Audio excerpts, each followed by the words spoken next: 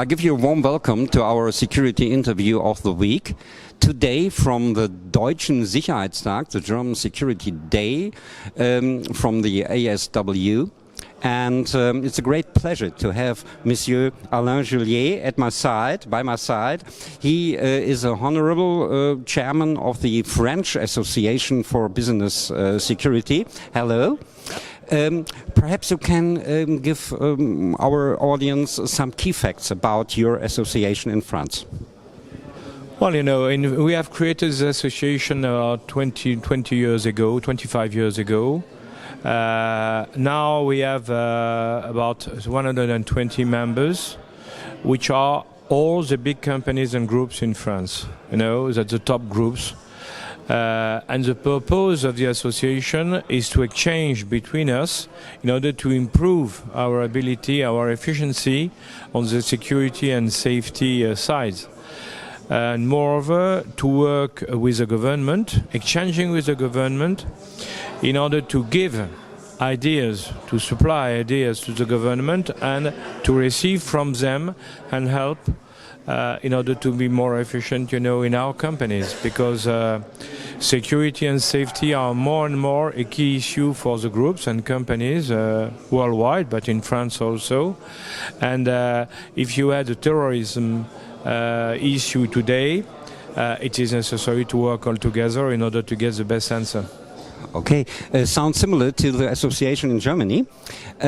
Monsieur Juillet, I want to ask you some questions about fake news, disinformation. What is your point of view, from a French point of view, the key facts of fake news? Also, I think the problem is the move between pure information, true information, and fake news. 10 years ago, there was 99% of the information which was true.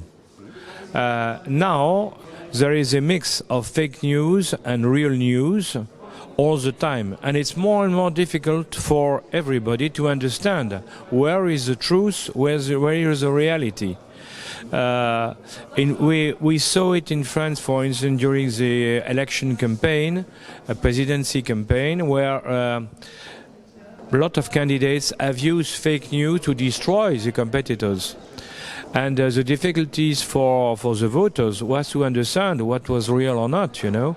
In the industry, we see the same. You have attacks from, I would say, from competitors also, or from NGO, in which the truth is not the only way to fight.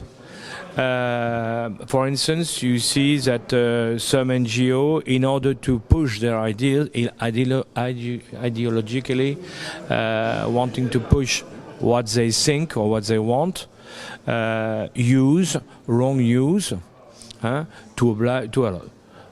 the public in order to push them on a way. You remember, for me, one of the first obvious fake news who have known was in Germany with the oil platform from Shell, you know, where I think it's Greenpeace said that it was polluted and it was necessary to destroy it and so on. And at the end, everybody discovered that it was wrong. But for 2 years, that was a way, you know, to attack the oil companies. I'm not against attacking oil companies, but the problem is, I agree when the attack is on a real point. I disagree when you use fake news in order to enforce, you know, your action.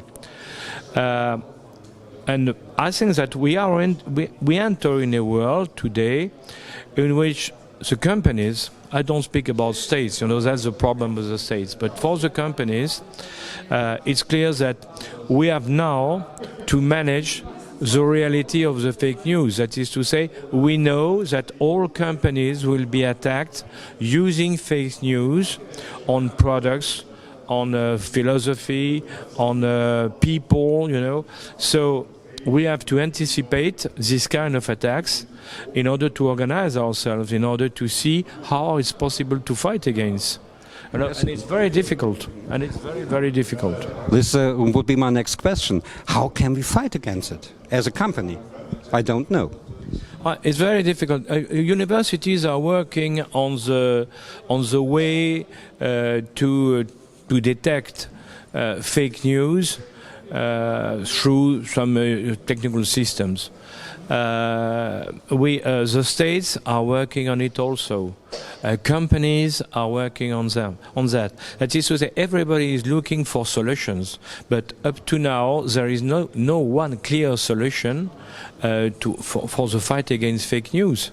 And the problem, I think, on my opinion, the problem rely primarily on social networks, who are the main suppliers of fake news, and the media, mass media, you know, TV, press and radio, because they have to learn about to avoid to use fake news in their information. And it's very, very difficult for them also, because, you know, they receive information from everywhere, from everybody. So it's difficult to select and to say this one is wrong and this one is right. So we must adapt ourselves to this reality, learning what are the best way to go against. And but up to now, honestly, I think that no one knows the way, the best way. Thank you very much, and we will see us again.